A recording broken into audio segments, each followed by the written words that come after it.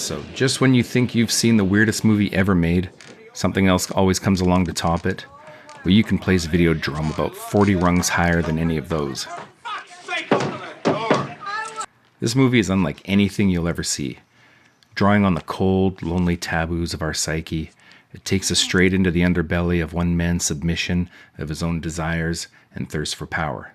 Sounds pretty fucking heavy. Anyways, Max Wren runs Civic TV, a low-budget fringe cable channel that specializes in softcore pornography as its main offering. Dream job. He spends his days viewing promo cassettes from vendors and producers, and growing bored with how mundane his job is, he keeps hoping he'll come across something that would really pack a punch with the viewing public.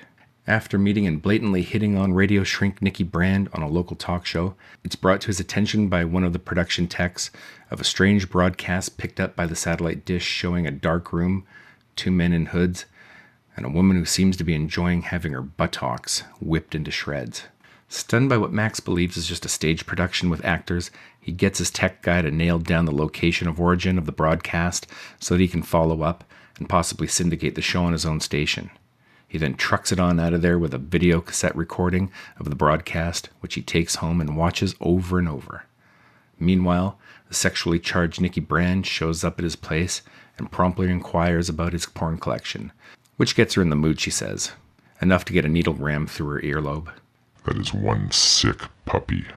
Over the course of the next few weeks, Max begins to hallucinate, finding it harder and harder to distinguish reality, and this is where the movie goes from good to great as it transitions from a slow burner sex thriller into something more befitting of a Cronenberg movie. Second half of the movie is, well, when you'd find yourself leaning slightly closer to the TV and thinking to yourself, the fuck did I just see? Nikki tells Max that she is going on assignment to Pittsburgh, where incidentally the tech guy had earlier determined the signal for the show was originating from, says she was going to audition for Videodrome, promptly vanishes, causing Max to dig further into the seedy world of this mysterious show, only to find out it's not a production with actors, but the real thing, perpetrated by a secret society of businessmen who developed an undetectable signal that can penetrate the brain when delivered via the cathode ray tube, or TV, and manipulate the TV viewing public.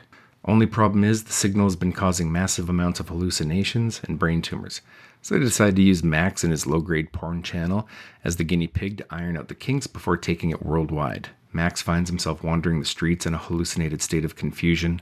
He consults with the daughter of the now deceased man who founded the Videodrome signal and discovers that his partners killed him in order to exploit the power of the signal. She tells Max that he must kill the main guy, whose day job evidently is selling eyeglasses. Max tracks him down and kills him in full public view while the man is giving a product launch speech, and then hightails it out of there without so much as a single person trying to stop him. By this point in the movie, you have no idea what is real and what isn't. Max flees and finds his way to an abandoned boat where he hallucinates one final conversation with Nikki, who shows him how easy it is to kill himself. He then puts a gun to his head and recites, "Long live the new flesh," before pulling the trigger. From the very moment that Max views the Videodrome broadcast at his TV station, you wonder what is real and what is all in his head. I've watched this movie no less than 20 times and have looked for Easter eggs that might provide a little insight. But Cronenberg did a great job slamming that door shut. He wants us to decide. Did Max just fall asleep on the couch in front of the TV and dream everything up? Or did he crawl off the couch, crawl over and let that Sears special cabinet really suck his head from ear to ear? We'll never know.